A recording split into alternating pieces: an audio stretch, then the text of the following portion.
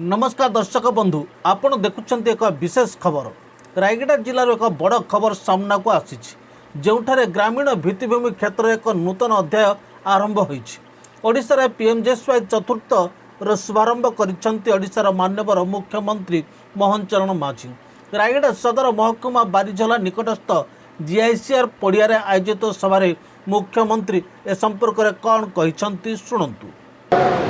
श्रीयुक्त अतला स्वामी काटराका महोदय, माननीय विधायक गुणपुर श्रीयुक्त सत्यजित गमांग महोदय, माननीय विधायक विषमगढ़ श्रीयुक्त नीलमाधव हिक्का महोदय, ग्रामोन्नयन विभाग कमिशनर तथा शासन सचिव श्रीमती जामिनी सड़की, भारत सरकार के ग्रामोन्नयन विभाग का निर्देशक रीना नागर जी, जिलापाल कुलकर्णी आशुतोष, रायगढ़ जिलार मोर अति प्रिय भाई और भौणी मैंने गणमाध्यम समस्त प्रतिनिधिवृंद समस्त को नमस्कार। सबसे पहले मैं माननीय शिवराज जी को जगन्नाथ जी की पावन भूमि पर स्वागत करता हूँ। उनकी सदैव उपस्थिति से आज की यह कार्यक्रम और भी भव्य हो गया है।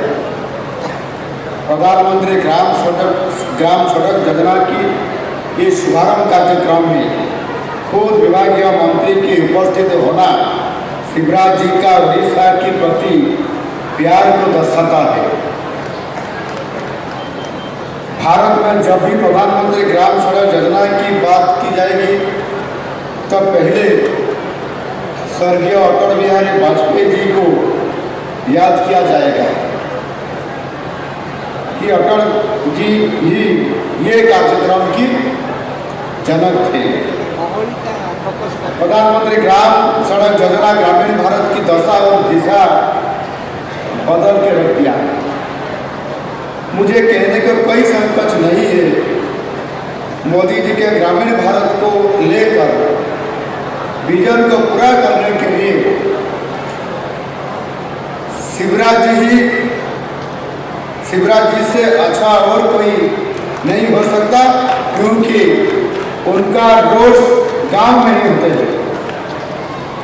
माननीय शिवराज जी ग्रामीण विकास के साथ कृषि कल्याण के क्षेत्रों में भी आपका योगदान महत्वपूर्ण है। हमें पूरा विश्वास और भरोसा के ही माननीय मोदी जी की विकसित भारत निर्माण कल्पना को साकार करने के लिए आपका बड़ी भूमिका रहेगी, क्योंकि देश की लगभग 60% क्षेत्र और लोगों का विकास की जिम्मेदारी आपकी कंधों पर है। आज रही शुभवर्ष रही मुझे पुणी थे शुभेच्छा और अभिनंदन जनाऊँ। आज माननीय केंद्र ग्रामोन्नयन मंत्री एवं कृषि विभाग मंत्री श्रीयुक्त शिवराज सिंह चौहान आज निश्चित भाव में आम एक ऐतिहासिक दिन और ऐतिहासिक मुहूर्त जी कि मध्य प्रदेश जेभली भाव में माँ और भौणी मान योजना करले काम करले महिला मान सशक्तिकरण काम सारा भारत वर्ष में प्रथम मध्य प्रदेश माननीय शिवराज जी जेभली भाव में एक ऐतिहासिक मान पदक्षेप लेकर काम आरंभ करते से योजनार नाम हूँ लाडली बहन योजना। ये लाडली बहन योजना ये माध्यम से प्रत्येक माँ मान पाखे भौणी मान पाखे पहुँचले एवं प्रति मसरे 1000 टंका हिसाब से प्रति मास 10 तारीख में पाखक पहुँचवा ये प्रकार काम करने द्वारा महिला मान सशक्तिकरण कर एक उत्कर्ष स्थान को सेमान पहुँचाइबार भूमिका नेला एवं आज समस्ते सारा मध्य प्रदेश रे आज माननीय शिवराज सिंह जी को आज समस्ते आम आदमी समस्ते मामाजी बोली डाकती। ये मामाजी कौन है ये कथा जिते आम पचारू से समस्ते को तो आप जानते नहीं है मामाजी कौन है। मामाजी तो हमारा साक्षात हमारा मुख्यमंत्री और हमारा महिला सशक्तिकरण करने के लिए इतना योजना चाहिए जो कभी हो ही नहीं सकता कहीं भी। और आज देखिए जो लाडली बहन योजना वो पहले 1000 हर महीने में था, आज 1500 रुपया हो गया हर महीने में लाडली बहन का। मध्य प्रदेश में लाडली बहन का महीने में 1500 हो गया, 1000 का 1500 हो गया। प्रथम 1000 दौला आज समय 1500 दे आज ये लाडली बहन योजना को आज बहुत आगे को आज माननीय शिवराज सिंह का दिग्दर्शन में आज मुझे आज कहवाई चाहूँ आज प्रधानमंत्री ग्राम सड़क योजना फेज 4 ये 4 फेज आज तार शुभारंभ करने स्वयं निजे केंद्र ग्राम उन्नयन मंत्री शिवराज सिंह जी आज आम ओडिशा को एवं से निष्पत्ति ने रायगड़ा जिलू ये कार्यक्रम शुभारंभ करा आज आम गण आसिकी मध्य प्रदेश भोपाल भुवनेश्वर आ भुवनेश्वर रायगड़ा को आसिकी आज आम गण से उपस्थित अच्छा कार्यक्रम को आज शुभारंभ आज आम मिलित भाव राज्य सरकार सहित कर प्रधानमंत्री ग्राम सड़क योजना फेज 4 1698 कोटी टंकार एवं प्रधानमंत्री ग्राम सड़क योजनार समाप्त हो पारि नथिबा किसी प्रकल्प को संपूर्ण करने अतिरिक्त 157 कोटी टंका प्रधानमंत्री आवास योजना ग्रामीण फेज 2 रे शेष हो पारि नथिबा किसी घर को ये संपूर्ण करने 630 कोटी टंका मनरेगा MGNREGA आर्थिक वर्ष 2026-27 868 कोटी टंका एवं प्रधानमंत्री कृषि सिंचाई योजना 30 कोटी टंका मोट 3383 कोटी टंकार एक बड़ पैकेज नहीं आज ओडिशा को आज से प्रदान करें आज सफल नेतृत्व आमको ओडिशार जनसाधारण सुख स्वाच्छंद किभली भाव में आगक बढ़ ओडिशा किभली भाव में रास्ता जो अपहंच अच्छी जो एवं भी प्रधानमंत्री ग्राम सड़क योजना पहुँची पारि ना से जगह को पहुँचापी आज शिवराज सिंह चौहान जी जो भाव में योजना कर आज आम निजे आसिक आज से घर आज से जगह से रास्ता आज आपको करके आज जावाई से आज लक्ष्य रखिंट निश्चित भाव में आगामी दिन में समृद्ध ओडिशा विकसित ओडिशा तथा विकसित भारत पर ये अमृत तुल्य पर्व।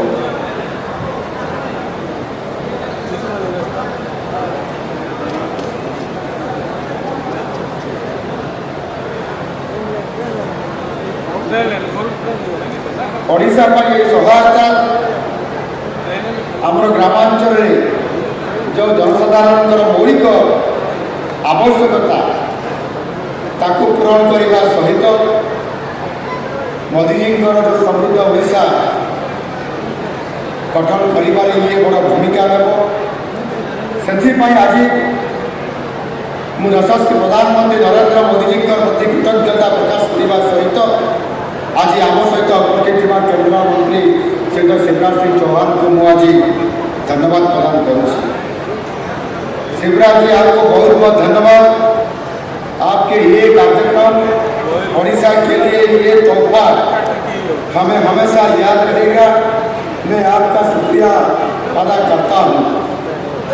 आज ये शुभ अवसर आज निश्चित भाव मुझे कहबी जे एक अवसर ଆଜି ଏ ରାୟଗଡ଼ା ଜିଲ୍ଲାକୁ ଦେବା ଏବଂ ଆଜି ଏଭଳି ଏକ ଐତିହାସିକ ଦିନ ଆଉ ଆଜି ମଧ୍ୟ ହେଉଛି ଅନ୍ତର୍ଜାତୀୟ ଶ୍ରମିକ ଦିବସ। ଏ ଶ୍ରମିକ ଦିବସ ଏ ଦେଶ ତଥା ରାଜ୍ୟର ପ୍ରଗତିରେ ଆମ ଶ୍ରମିକମାନଙ୍କର ଇଏ କଠିନ ପରିଶ୍ରମ ଏଥିରେ ନିହିତ ହୋଇକରି ଅଛି। ଏହି ଅବସରରେ ଆମର ଏଠି ଉପସ୍ଥିତ ଥିବା ସମସ୍ତ ଶ୍ରମିକ ଭାଇ ଭଉଣୀମାନଙ୍କୁ ମଧ୍ୟ ମୁଁ ହାର୍ଦ୍ଦିକ ଶୁଭେଚ୍ଛା ଏବଂ ଅଭିନନ୍ଦନ ଜଣାଉଛି।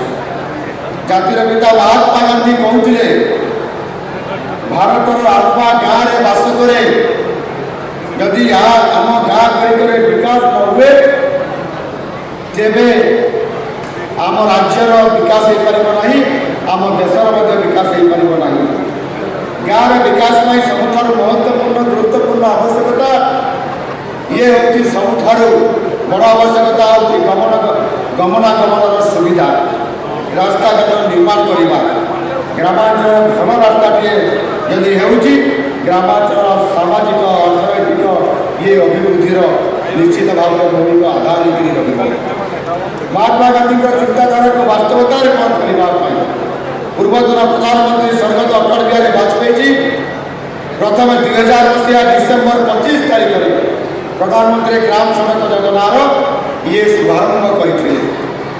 ଲକ୍ଷ୍ୟ ଥିଲା ଦେଶର ପ୍ରତ୍ୟେକ କୋଣ ଅନୁକୂଳରେ ଥିବା ଅଣସଂଯୋଜିତ ଗ୍ରାମଗୁଡ଼ିକ ଯେଉଁଠି ଯୋଗାଯୋଗର ବିଚ୍ଛିନ୍ନତା ଅଛି, ଯେଉଁଠି ସବୁଦିନିଆ ପକ୍କା ରାସ୍ତା ପାଇଁ ସ୍ୱପ୍ନ ଥିଲା, ତାକୁ ପୂରଣ କରିବା ପାଇଁ ନିଜେ ଅଟଳ ବିହାରୀ ବାଜପେୟୀଜୀଙ୍କର ଏହି ଯୋଜନା ଆଜି ନିଶ୍ଚିତ ଭାବରେ ଜଣେ ଦୂରଦୃଷ୍ଟି ସମ୍ପନ୍ନ ନେତୃତ୍ୱ ହିସାବରେ ତାଙ୍କର ଯେଉଁ ପରିକଳ୍ପନା ଥିଲା ଭାରତର ଭାଗ୍ୟ ପରିବର୍ତ୍ତନ କରିବାରେ ଇଏ ଆଜି ମୁଖ୍ୟ ମାଧ୍ୟମ ଆଜି ପାଲଟି ଯାଇଛି।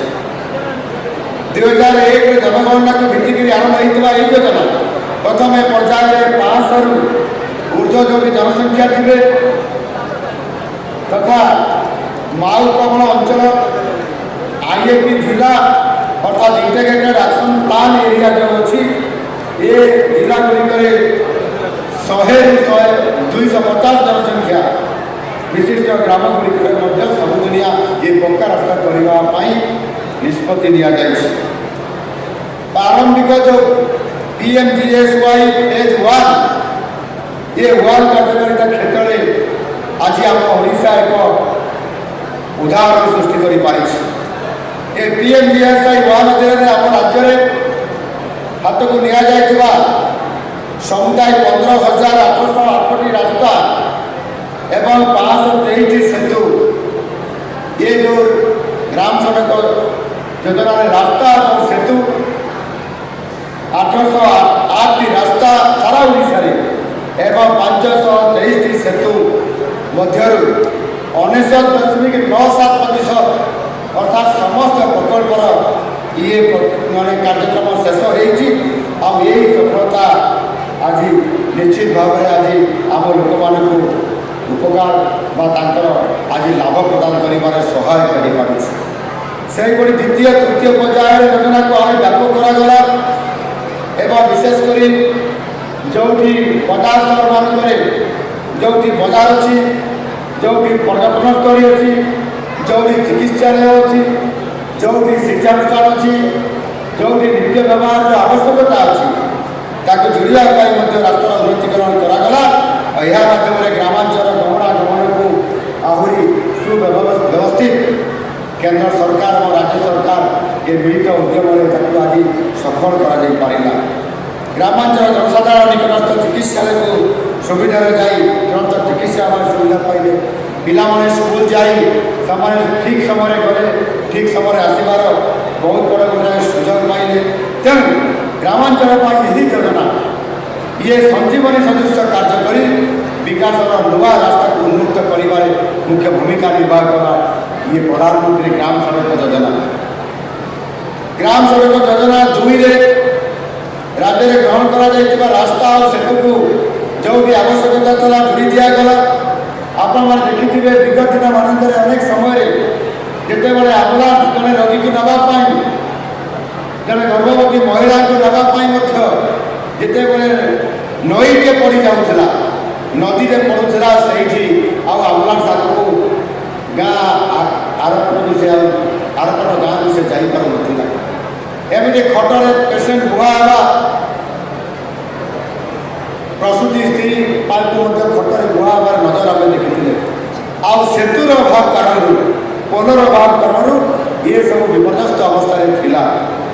ସେଥିପାଇଁ ପ୍ରଧାନମନ୍ତ୍ରୀ ଗ୍ରାମ ସଡ଼କ ଯୋଜନା 2 ମାଧ୍ୟମରେ ରାସ୍ତା ଆଉ ସେତୁ ନିର୍ମାଣ କାର୍ଯ୍ୟରେ ଆଜି 100% ସଫଳତା ଆଜି କରାଯାଇଥିବା ବେଳେ PMGSY ଫେଜ୍ 3 ଅଧୀନରେ ମଧ୍ୟ ଆପଣଙ୍କର 97.34% କାର୍ଯ୍ୟ ଆଜି ଆମ ରାଜ୍ୟ ସରକାରଙ୍କ ଦ୍ୱାରା ଏହି ସମାପ୍ତ କରାଯାଇପାରିଛି। ଏବଂ ସେହିଭଳି ଆଜି ଆମକୁ ବଡ଼ ସୁଯୋଗ ଯେ ଆମେ ପ୍ରଧାନମନ୍ତ୍ରୀ ଗ୍ରାମ ସଡ଼କ ଯୋଜନା ଫେଜ୍ 1, 2 ଏବଂ 3 ଏହାକୁ ସମାପ୍ତ କରିଲା ପରେ ସଫଳତାର ସହିତ ଆଜି ଆମେ ପ୍ରଧାନମନ୍ତ୍ରୀ ଗ୍ରାମ ସଡ଼କ ଯୋଜନା 4 ଅର୍ଥାତ୍ PMGSY 4ର କାର୍ଯ୍ୟକାରିତାକୁ ନେଇକରି ଆଜି ମାନନୀୟ କେନ୍ଦ୍ର ଗ୍ରାମୀଣ ମନ୍ତ୍ରୀ ଶିବରାଜ ସିଂଜୀ ଏଠି ଆମ ପାଖରେ ଉପସ୍ଥିତ ଅଛନ୍ତି। ଏହି ନୂତନ ପର୍ଯ୍ୟାୟରେ ଆମର ଯୋଜନା ଅଛି ଯେଉଁଠି ଅପହଞ୍ଚ ଅଛି ଅର୍ଥାତ୍ ଛୋଟ ପଡ଼ାଟେ ଅଛି କିମ୍ବା ଦୂରରେ ପାହାଡ଼ ଉପରେ ଗାଁଟେ ଅଛି ଯେଉଁଥିରେ କି ବିଭିନ୍ନ ବଞ୍ଚିତ ଅଞ୍ଚଳ, ବିଚ୍ଛିନ୍ନାଞ୍ଚଳ ଅଛି, ସେ ଅଞ୍ଚଳରେ ରାସ୍ତା ପହଞ୍ଚି ପାରି ନାହିଁ। ଲୋକମାନେ ରେସନ କାର୍ଡ଼ ନେବା ପାଇଁ, ରେସନ କାର୍ଡ଼ ମାଧ୍ୟମରେ ରେସନ ପାଇବା ପାଇଁ ସେମାନେ 15 କିଲୋମିଟର ପର୍ଯ୍ୟନ୍ତ, 10 କିଲୋମିଟର ପର୍ଯ୍ୟନ୍ତ ଯିବା ପାଇଁ ପଡ଼ୁଛି, ଯେଉଁଠି ରାସ୍ତା ନାହିଁ କି ପୋଲ ନାହିଁ। ଏବଂ ତାକୁ ଯୋଡ଼ିବା ପାଇଁ ଇଏ PMGSY 4 ଅର୍ଥାତ୍ ପ୍ରଧାନମନ୍ତ୍ରୀ ଗ୍ରାମ ସଡ଼କ ଯୋଜନା ଇଏ ଫେଜ୍ 4ରେ ଇଏ 2011 ଜନଗଣନା ଅନୁସାରେ ଯେଉଁ ଗାଁ ଗୁଡ଼ିକ ଏବେ ବି ଅସଂଯୋଜିତ ହୋଇକରି ଅଛି ତାକୁ ସଂଯୋଗ କରିବା ପାଇଁ ଏଥିରେ ସରକାର ନିୟମ ପ୍ରସ୍ତୁତ କରିକି କାର୍ଯ୍ୟକ୍ରମ ଆରମ୍ଭ କରିବା ପାଇଁ ଯାଉଛନ୍ତି। ଇଏ ଚତୁର୍ଥ ପର୍ଯ୍ୟାୟରେ ଓଡ଼ିଶାରେ 8ଟି ଜିଲ୍ଲାରେ 898ଟି ଗାଁରେ ସଡ଼କ ନିର୍ମାଣ କରାଯିବ। କନ୍ଧମାଳ, କେନ୍ଦୁଝର, ଖୋର୍ଦ୍ଧା, କୋରାପୁଟ, ମାଲକାନଗିରି, ନବରଙ୍ଗପୁର, ରାୟଗଡ଼ା, ସମ୍ବଲପୁର ଭଳି 8ଟି ଜିଲ୍ଲାରେ 1702 କିଲୋମିଟର ଏ ଦୈର୍ଘ୍ୟର 827ଟି ନୂତନ ରାସ୍ତାର ନିର୍ମାଣକୁ ଆଜି କେନ୍ଦ୍ର ସରକାର ଅନୁମୋଦନ ଦେଇଛନ୍ତି। ଆଉ ତାହାର ଆଜି ମଧ୍ୟ ଭିତ୍ତିପ୍ରସ୍ତର ସ୍ଥାପନ ଆଜି କରାଯାଇଛି, ତାର ଶୁଭାରମ୍ଭ ଶିଳାନ୍ୟାସ କରାଯାଇଛି। ଏବଂ ଏଥିପାଇଁ 1700 କୋଟି ଟଙ୍କା ଖର୍ଚ୍ଚ ହେବ। 1698 କୋଟି ଅର୍ଥାତ୍ 1700 କୋଟି ଟଙ୍କା। ଏ ସଡ଼କ ନିର୍ମାଣ ପାଇଁ କେନ୍ଦ୍ର ସରକାର 60 ଭାଗ ଏବଂ ରାଜ୍ୟ ସରକାର 40 ଭାଗ ଅର୍ଥ ବିନିଯୋଗ କରିବେ। ବିଶେଷ କରିକି ରାୟଗଡ଼ ବା ରାୟଗଡ଼ା ଓ ମାଲକାନଗିରି ଭଳି ଦୁର୍ଗମ ଅଞ୍ଚଳରେ ଅର୍ଥାତ୍ ଅବିଭକ୍ତ କୋରାପୁଟ ଜିଲ୍ଲା, ଏଥିରେ ବିଶେଷ କରିକି ରାୟଗଡ଼ା ମାଲକାନଗିରି ଜିଲ୍ଲାକୁ ଯେଉଁଠି ଦୁର୍ଗମ ଅଞ୍ଚଳ ଅଛି, ପାହାଡ଼ିଆ ଅଞ୍ଚଳ ଅଛି, ବିଚ୍ଛିନ୍ନ ଅଞ୍ଚଳ ଅଛି, ଇଏ 442ଟି ନୂତନ ରାସ୍ତା ନିର୍ମାଣ ହେବା ଫଳରେ ସେଠାକାର ଜନଜୀବନର ଏକ ବଡ଼ ପରିବର୍ତ୍ତନ ଆସିବ। କେବଳ ରାସ୍ତା ନିର୍ମାଣ କରିଦେଲେ ହେବ ନାହିଁ, ସେସବୁ ରାସ୍ତା ଗୁଡ଼ିକ ଯେପରି ବହୁ ବର୍ଷ ଧରି ଲୋକଙ୍କର ସେବାରେ ଲାଗିପାରିବ, ଗୁଣାତ୍ମକ ମାନର କାମ କରାଯାଇପାରିବ, ତାକୁ ରକ୍ଷା କରାଯାଇପାରିବ, ସେଥିପାଇଁ ଅତ୍ୟନ୍ତ ଜରୁରୀ ଅଟେ। ଆଉ ସେଥିପାଇଁ ପ୍ରଧାନମନ୍ତ୍ରୀ ଗ୍ରାମ ସଡ଼କ ଯୋଜନାରେ ଏକ ତ୍ରିସ୍ତରୀୟ ଯାଞ୍ଚ କମିଟି ଗଠନ କରାଯାଇଛି ଏବଂ ଏ ତ୍ରିସ୍ତରୀୟ ଯାଞ୍ଚ ବ୍ୟବସ୍ଥା ମାଧ୍ୟମରେ ସେ କାମ ଗୁଡ଼ିକର ତାର ମାନ, ଗୁଣାତ୍ମକ ମାନ, କାମର କ୍ୱାଲିଟି ଭଲ ଅଛି ନା ତାକୁ ମଧ୍ୟ ପରୀକ୍ଷା କରାଯିବ। ନିର୍ବାହୀ ଯନ୍ତ୍ରିକ ଠାରୁ ଆରମ୍ଭ କରି ରାଜ୍ୟସ୍ତରୀୟ ଜାତୀୟକରଣ ଗୁଣବତ୍ତା ନିରୀକ୍ଷକମାନେ, ଇନ୍ସପେକ୍ଟରମାନେ ନିୟମିତ ବ୍ୟବଧାନରେ ସେମାନେ ସେ ରାସ୍ତାର ମାନକୁ ପରୀକ୍ଷା କରିବେ। ଯଦି କୌଣସି କାମରେ ଅବହେଳା ହେଇଥିବ ତାହେଲେ ସମ୍ପୃକ୍ତ ଅଧିକାରୀ ତାଙ୍କୁ ନିଶ୍ଚିତ ଭାବରେ କଠୋରରୁ କଠୋର କାର୍ଯ୍ୟାନୁଷ୍ଠାନ ତାଙ୍କ ବିରୁଦ୍ଧରେ ନିଆଯିବ। 2026-27 ଆର୍ଥିକ ବର୍ଷରେ ରାସ୍ତାଗୁଡ଼ିକର ନିୟମିତ ରକ୍ଷଣାବେକ୍ଷଣ ପାଇଁ ମଧ୍ୟ ଯେଉଁ ରାସ୍ତାଗୁଡ଼ିକ ତିଆରି ହେଇଛି ତାହାର ରକ୍ଷଣାବେକ୍ଷଣ ତଥା ରିପେୟାରିଂ କରିବା ପାଇଁ 120 କୋଟି ଟଙ୍କାର ବ୍ୟବସ୍ଥା କରାଯାଇଥିବା ବେଳେ 5 ବର୍ଷ ଅବଧି ପୂର୍ଣ୍ଣ କରିଥିବା ରାସ୍ତାର ତାର ସାମୂହିକ ରକ୍ଷଣାବେକ୍ଷଣ ପାଇଁ ଯିଏ ରାସ୍ତା 5 ବର୍ଷ ହେଇଗଲାଣି ତାହାର ମଧ୍ୟ ଯେଉଁଠି ଆପଣଙ୍କର ରାସ୍ତା ଖରାପ ହେଇଗଲାଣି ତାକୁ ମଧ୍ୟ ରିପେୟାରିଂ କରିବା ପାଇଁ ରକ୍ଷଣାବେକ୍ଷଣ କରିବା ପାଇଁ ବଜେଟ୍ରୁ 550 କୋଟି ଟଙ୍କା, ସେଣ୍ଟର ଇଣ୍ଟେନ୍ସିଭ୍ ଆକାରରେ 150 କୋଟି ଟଙ୍କା, ରକ୍ଷଣାବେକ୍ଷଣ ପାଇଁ 550 କୋଟି ଟଙ୍କା। ଏହାପରେ ପୁରୁଣା ରାସ୍ତା ଗୁଡ଼ିକର ଯେଉଁ ରକ୍ଷଣାବେକ୍ଷଣ କରିବା, ଗୋଟେ ଗୋଟେ ଜାଗାରେ ପଥ ଦେଇଯାଉଥିଲା, ବଡ଼ ବଡ଼ ଗଭୀର ଖାଲ ହୋଇଯାଉଥିଲା, ମୋଟର ସାଇକେଲରେ ଗାଡ଼ି ଗଲାରେ ପିଲାମାନେ ଆମେ ପଡ଼ି ଯାଉଥିଲେ ଏବଂ କିଏ ଖଳିଆ କାମଡ଼ା ହେଉଥିଲେ। ଆଉ ଆମେ ସମସ୍ତେ ମଧ୍ୟ ବେଳେବେଳେ ମୃତ୍ୟୁମୁଖରେ ବିପଦର ସମ୍ମୁଖୀନ ହେଉଥିଲେ। ରାଜ୍ୟ ସରକାର ଚଳିତ ବର୍ଷ ବଜେଟ୍ରେ ଗ୍ରାମାଞ୍ଚଳ ଉନ୍ନତି ପାଇଁ ଯଥେଷ୍ଟ ଗୁରୁତ୍ୱ ପ୍ରଦାନ ମଧ୍ୟ କରିଛନ୍ତି। ଆମ ରାଜ୍ୟ ସରକାରଙ୍କ ତରଫରୁ ମଧ୍ୟ ପଞ୍ଚାୟତରାଜ ଏବଂ ପାନୀୟ ଜଳ ବିଭାଗ ପାଇଁ ଆଜି ଆମ ରାଜ୍ୟ ସରକାରଙ୍କର ବିଭାଗ ପାଇଁ ବଜେଟ୍ ହେଉଛି ସବୁଠାରୁ ଅଧିକ 34,104 କୋଟି ଟଙ୍କା, 34,104 କୋଟି ଟଙ୍କା ଏବଂ ଗ୍ରାମ ଉନ୍ନୟନ ବିଭାଗ ପାଇଁ 10,204 କୋଟି ଟଙ୍କାର ବଜେଟ୍ ବ୍ୟବସ୍ଥା ସମ୍ପୂର୍ଣ୍ଣ ଭାବରେ ଗ୍ରାମାଞ୍ଚଳର ଭିତ୍ତିଭୂମିକୁ ସୁଦୃଢ଼ କରିବା ପାଇଁ, ଗ୍ରାମାଞ୍ଚଳର ରାସ୍ତାଘାଟ ସହିତ ପିଇବା ପାଣିର ବ୍ୟବସ୍ଥାକୁ ସୁବ୍ୟବସ୍ଥିତ କରିବା ପାଇଁ ଆଜି ଆମ ସରକାର ସଂକଳ୍ପ ନେଇକରି ଆଜି କାମ କରୁଛନ୍ତି। ଏବଂ ସେଥିପାଇଁ ଗ୍ରାମ ଉନ୍ନୟନ ବିଭାଗ ଜରିଆରେ 5,200 କିଲୋମିଟର ରାସ୍ତା, 300ଟି ସେତୁ ନିର୍ମାଣ କରିବା ପାଇଁ ମଧ୍ୟ ଲକ୍ଷ୍ୟ ରଖାଯାଇଥିବା ବେଳେ ଏଥିପାଇଁ 9,700 କିଲୋମିଟର ନୂତନ ରାସ୍ତା ଓ 350ଟି ନୂଆ ସେତୁ ପ୍ରକଳ୍ପର କାର୍ଯ୍ୟ କରିବା ପାଇଁ ମଧ୍ୟ ହାତକୁ ଆମ ସରକାର ନେଇଛନ୍ତି। ଆମର ମାନ୍ୟବର ପଞ୍ଚାୟତରାଜ ବିଭାଗର ଏବଂ ପାନୀୟ ଜଳ ବିଭାଗର ଏବଂ ଗ୍ରାମ ଉନ୍ନୟନ ବିଭାଗର ମନ୍ତ୍ରୀ ଶ୍ରୀଯୁକ୍ତ ରବି ନାୟକ ମହାଶୟ ଏଠି ଉପସ୍ଥିତ ଅଛନ୍ତି। ତାଙ୍କ ଏହି ନେତୃତ୍ୱରେ ଆଜି ଦାୟିତ୍ୱ ଦିଆଯାଇଛି। ସେ ନିଜେ ପ୍ରତି ଗ୍ରାମାଞ୍ଚଳକୁ ଯାଇକରି ବୁଲିକି ଦେଖୁଛନ୍ତି ଏବେ ଖରାଦିନ ଆସିଲା, କେଉଁଠି ପାଣିର ଅଭାବ ଅଛି, କିଭଳି ଭାବରେ ନଳକୂପ ରିପେୟାର ହେବ, ନୂଆ ନଳକୂପଟିଏ ବସିବ, ଯେଉଁଠି ପାଇପ୍ ପାଣିରେ ଆପଣଙ୍କର ପାଣି ପହଞ୍ଚିବା ପାଇଁ ତାକୁ ମଧ୍ୟ ନିଜେ ସେ ଦେଖୁଛନ୍ତି ଏବଂ ପ୍ରତ୍ୟେକ ଅଞ୍ଚଳକୁ ଯାଉଛନ୍ତି। ଏ ଗ୍ରାମାଞ୍ଚଳର ବିକାଶ ପାଇଁ ଆମର ଆଉ ଏକ ଅଭିଯାନ, ସେଥିପାଇଁ ଆମ ସରକାର ତାକୁ ଏକ ମିଶନ ମୋଡ଼ରେ ଆମେ ରଖିଛୁ, ମିଶନ ପାୱାର। ଏ ମିଶନ ପାୱାର କ'ଣ ନା, ମିଶନ ପାୱାର ହେଉଛି ପାୱାର, ୱାଟର ଆଉ ରୋଡ୍। ପାୱାର ମାନେ ବିଜୁଳି, ୱାଟର ମାନେ ପିଇବା ପାଣି ଏବଂ ରୋଡ୍ ମାନେ ହେଉଛି ଗମନାଗମନ ପାଇଁ ଗ୍ରାମ୍ୟ ରାସ୍ତା। ଏହି ଯୋଜନାରେ 2027 ମସିହା ସୁଦ୍ଧା ରାଜ୍ୟର ପ୍ରତ୍ୟେକ ଗ୍ରାମର ମୌଳିକ ଆବଶ୍ୟକତା, ଯାହା ଆପଣମାନେ ସବୁବେଳେ ଦାବି କରି ଆସୁଛନ୍ତି, ପ୍ରତ୍ୟେକ ବ୍ଲକରେ ପଞ୍ଚାୟତରେ ବିଜୁଳି, ପାଣି ଆଉ ରାସ୍ତା, ଏ ପ୍ରତ୍ୟେକ ଗାଁକୁ ପହଞ୍ଚିବ। ଏଥିରେ କୌଣସି ପ୍ରକାରର ପ୍ରତିବନ୍ଧକ ରହିବ ନାହିଁ। ଆସନ୍ତା 2027 ସୁଦ୍ଧା ସମସ୍ତ ଗାଁକୁ ଇଏ ସମ୍ପୂର୍ଣ୍ଣ ଭାବରେ କନେକ୍ଟିଂ ହେବ। ମୁଖ୍ୟମନ୍ତ୍ରୀ ସଡ଼କ ଯୋଜନାରେ ପୂର୍ବରୁ ଚାଲୁ ରହିଥିବା ରାସ୍ତାଗୁଡ଼ିକ ସହିତ ଏ ମିଶନ ପାୱାର ଜରିଆରେ ରାଜ୍ୟରେ ଥିବା 50 ଜନସଂଖ୍ୟା ବିଶିଷ୍ଟ ଛୋଟ ଛୋଟ ପଡ଼ା ଓ ଗାଁକୁ ମଧ୍ୟ ଏ ସବୁଦିନିଆ ରାସ୍ତା ସଂଯୋଗ କରାଯିବ। ଆହୁରି ମଧ୍ୟ ଅନେକ ଜାଗାରେ ଗ୍ରାମ ରାସ୍ତାଗୁଡ଼ିକ କୌଣସି କାରଣରୁ ମରାମତି ହୋଇପାରି ନାହିଁ ଏବଂ ରହିଯାଇଛି। ସେଥିରେ ସରକାରଙ୍କ ଡିପାର୍ଟମେଣ୍ଟର ଯୋଜନାରେ ବେଳେବେଳେ ଅଣଦେଖା ହୋଇଯାଏ ବା ତାକୁ କେହି ଦେଖିପାରନ୍ତି ନାହିଁ। କିନ୍ତୁ ଆପଣମାନେ ସମସ୍ତେ ସେ ରାସ୍ତାଗୁଡ଼ିକ ଦେଖିପାରନ୍ତି ଯେ ଗୋଟିଏ ରାସ୍ତା ଆସିଲା, ମଝିରେ ଗୋଟେ ଗ୍ୟାପ୍ ହେଇଗଲା, ସେ ଗୋଟିଏ ଜଙ୍ଗଲ ମଝିରେ ଇଏ ତାର କନେକ୍ଟିଂ ଆପଣଙ୍କର ହେଇପାରୁନାହିଁ ଏବଂ ସେଥିପାଇଁ ମଧ୍ୟ ଅନେକ ଅସୁବିଧାରେ ଆପଣମାନେ ଭୋଗିଥାନ୍ତି। ଆଉ ସେଥିପାଇଁ ଆମ ରାଜ୍ୟ ସରକାର ନିଷ୍ପତ୍ତି ନେଇଛନ୍ତି, ସହରରେ ଅବସ୍ଥିତ ଥିବା 5ଟି ବିଧାନସଭା ତାକୁ ଛାଡ଼ିଦେଲା ପରେ 127 ବିଧାନସଭାରୁ ଆମେ ଯଦି 5ଟିକୁ ଆମେ ଛାଡ଼ିଦେବା, ମାଇନସ୍ କରିଦେବା, ତାହେଲେ ଆଉ ରହିଲା 142ଟି ବିଧାନସଭା।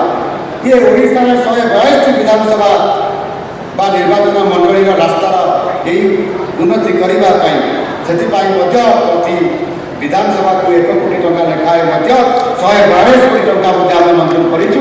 ସବୁ ବିଧାନସଭାରେ ଏ କାମ ମଧ୍ୟ କରାଯିବ।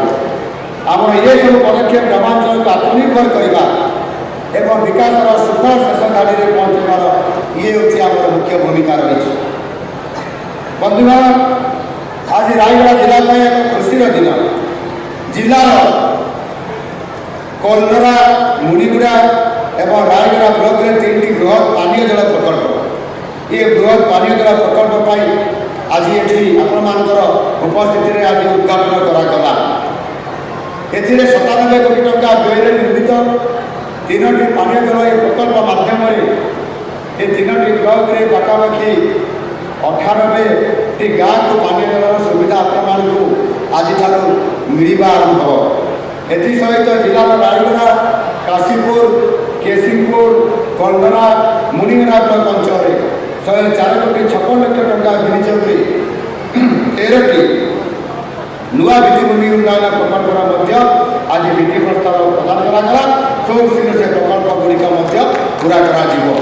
ଏଥିରେ ରାୟଗଡ଼ା, କାଶୀପୁର, କେସିଂପୁର, କଲଧରା ଏବଂ ମୁନିଗୁଡ଼ା ବ୍ଲକ ଅଞ୍ଚଳରେ କରାଯାଉଛି। ଏହି ପ୍ରକଳ୍ପଗୁଡ଼ିକ ଗ୍ରାମ ଉନ୍ନୟନ ବିଭାଗର ସଡ଼କ ଏବଂ ସେତୁ ନିର୍ମାଣ ଇଏ ପ୍ରକଳ୍ପ। ଏହା ମାଧ୍ୟମରେ ଆଗାମୀ ଦିନରେ ଜିଲ୍ଲାର ଗମନାଗମନ ଭିତ୍ତିଭୂମି ନିଶ୍ଚିତ ଭାବରେ ଆହୁରି ଆପଣଙ୍କର ସହଜ ହୋଇପାରିବ। ସେହିଭଳି ଭାବରେ ଆମେ ଯେଉଁ ପିଇବା ପାଣିର କଥା ମୁଁ କହୁଥିଲି, ଖରାଦିନ ଆସିଲା, ଅନେକ ଉପାଞ୍ଚଳ ଅଛି, ଅପଞ୍ଚ ଅଞ୍ଚଳ ଅଛି ଯେଉଁଠିକି ସେଠି ଆପଣଙ୍କର ପାଇପ୍ ଲାଇନ୍ କାମ ହୋଇପାରି ନାହିଁ ଏବଂ ଟ୍ୟୁବୱେଲ୍ ମଧ୍ୟ ପହଞ୍ଚି ପାରିନାହିଁ। ସେଥିପାଇଁ ଏବେ ଆମ ସରକାର ଏବଂ AWSS ବିଭାଗ ତରଫରୁ ଗ୍ରାମ ପାନୀୟ ଜଳ ଯୋଗାଣ ବିଭାଗ ତରଫରୁ ମାନ୍ୟବର ଆମର ପଞ୍ଚାୟତରାଜ ଏବଂ ପାନୀୟ ଜଳ ଯୋଗାଣର ବିଭାଗ ମନ୍ତ୍ରୀଙ୍କ ସହିତ ମୁଁ ଆଲୋଚନା କରିଥିଲି। ପଞ୍ଚାୟତରାଜ ମନ୍ତ୍ରୀ ରବି ନାୟକ ମହାଶୟ ଆଲୋଚନା କଲା ପରେ ସେ ଏହା ଉପରେ ଗୋଟିଏ ବଡ଼ ନିଷ୍ପତ୍ତି ନେଇକରି ମୋତେ ଅନୁରୋଧ କରିଥିଲେ ଏହାକୁ କାର୍ଯ୍ୟକାରୀ କରିବା ପାଇଁ।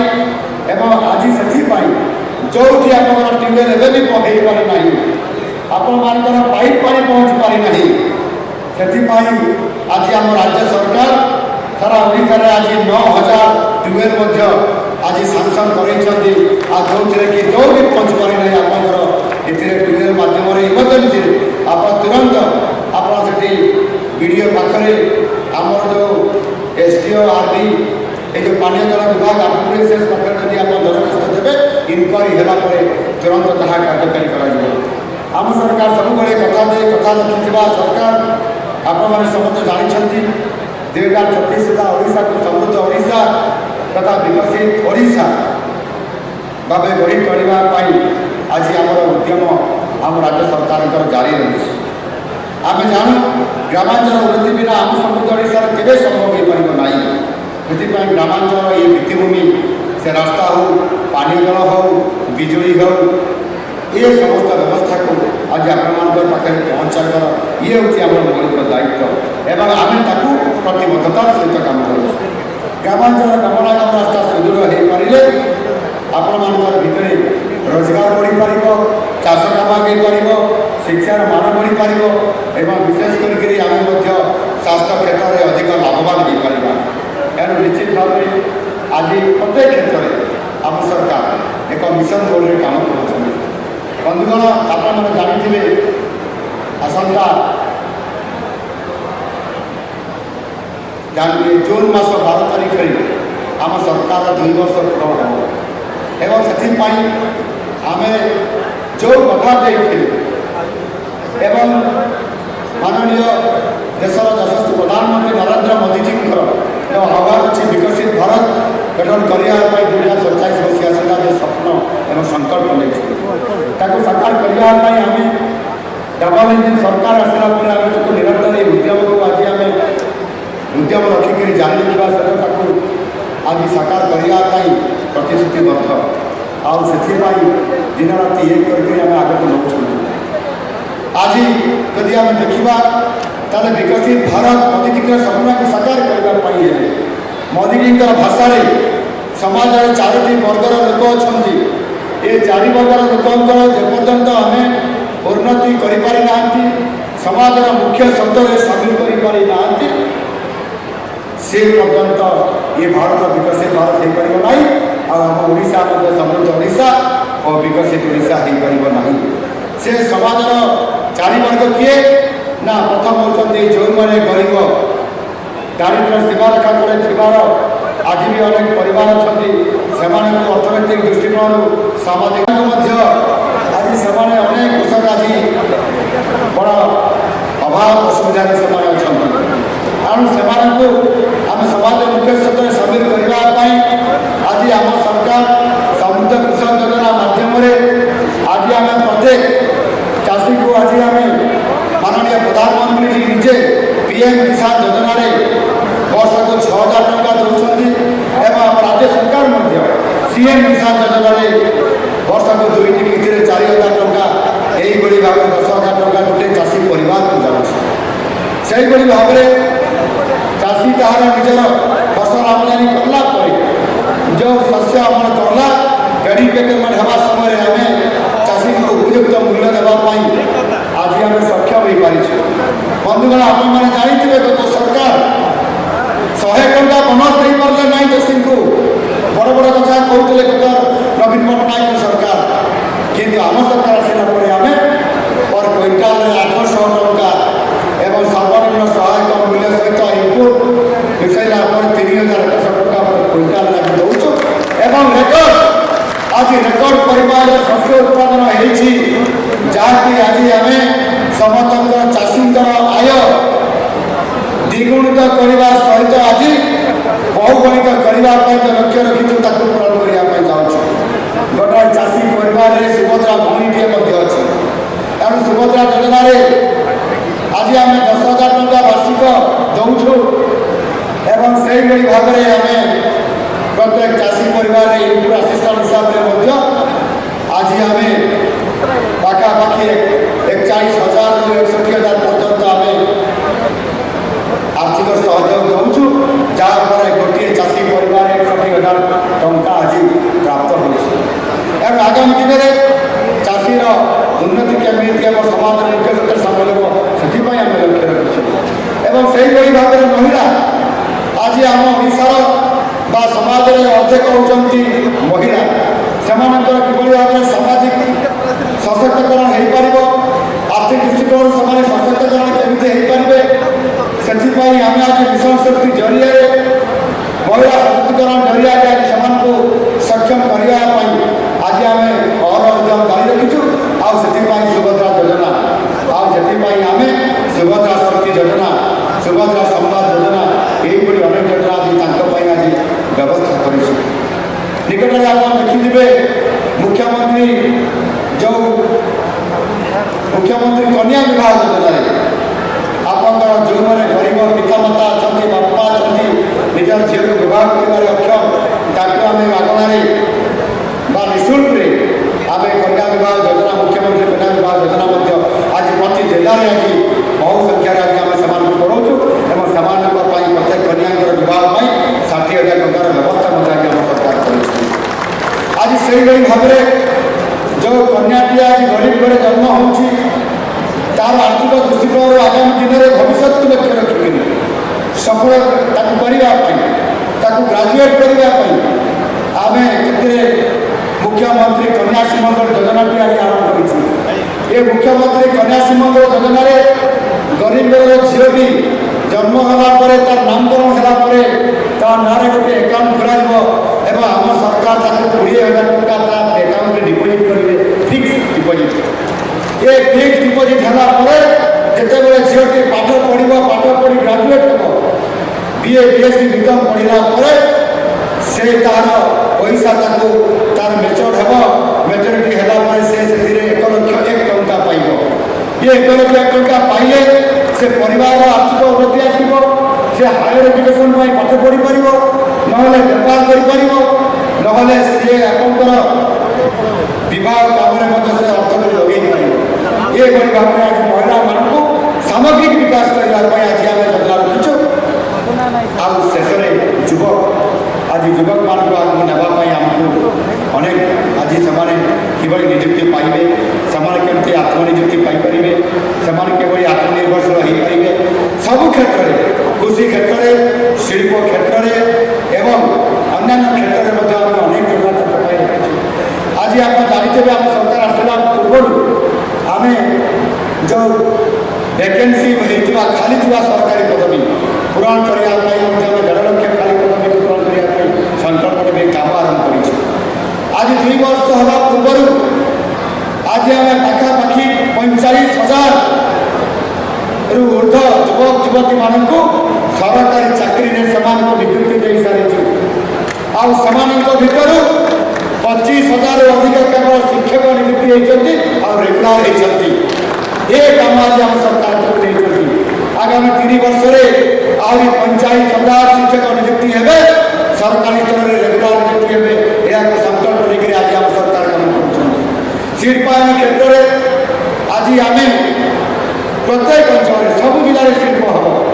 ସେଥିପାଇଁ ଯେଉଁଠି କୋଇଲା ଅଛି କୋଇଲା ବେସ୍ ଇଣ୍ଡଷ୍ଟ୍ରି, ଯେଉଁଠି ଆଇରନ୍ ଅଛି ଆଇରନ୍ ବେସ୍ ଇଣ୍ଡଷ୍ଟ୍ରି, ଯେଉଁଠି ଆପଣଙ୍କର କ୍ରୋମାଇଟ୍ ଅଛି କ୍ରୋମାଇଟ୍ ବେସ୍ ଇଣ୍ଡଷ୍ଟ୍ରି, ଏବଂ ଯେଉଁଠି ଆପଣଙ୍କର ବକ୍ସାଇଟ୍ ଅଛି ବକ୍ସାଇଟ୍ ବେସ୍, ଆପଣଙ୍କର ଆଲୁମିନିୟମ କାରଖାନା ହେବାର ଏଭଳି ଅନେକ ଯୋଜନାକୁ ଆଜି ଆମେ ରଖି ସାକାର କରିବା ପାଇଁ ଆମେ ନିଷ୍ପତ୍ତି ନେଉଛୁ।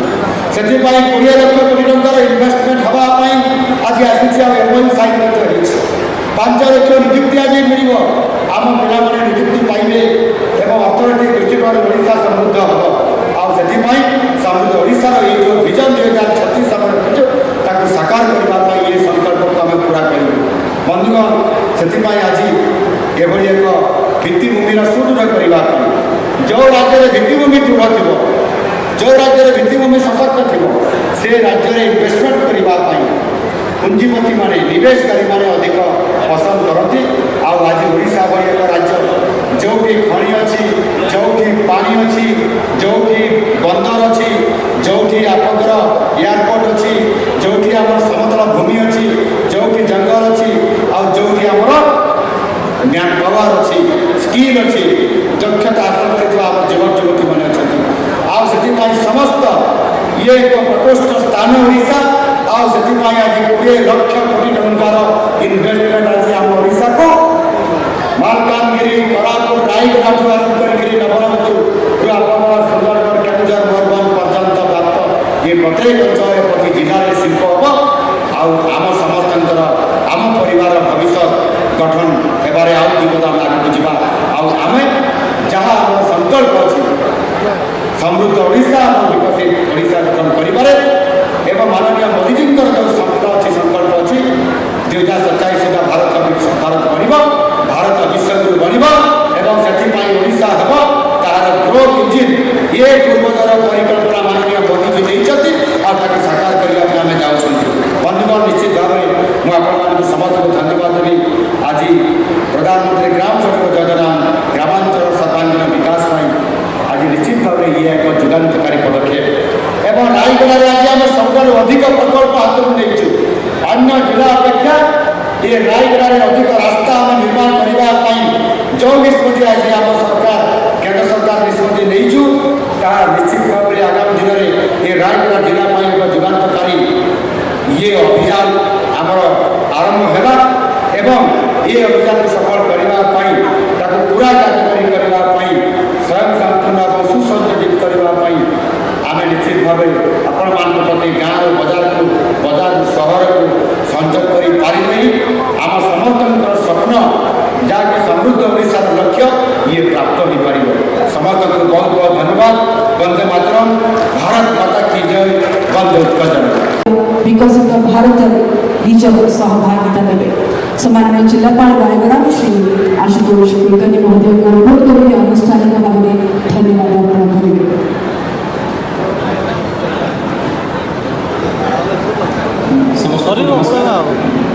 ଆଜିକାର একটা କାର୍ଯ୍ୟକ୍ରମ ଆମର ଓଡ଼ିଶାର ମାନ୍ୟବର ମୁଖ୍ୟମନ୍ତ୍ରୀ ଶ୍ରୀ ଧନ୍ୟବାଦ ଦେବି ଆଜି ରାୟଗଡ଼ା ଆସିକିରି ଆଉ ଥରେ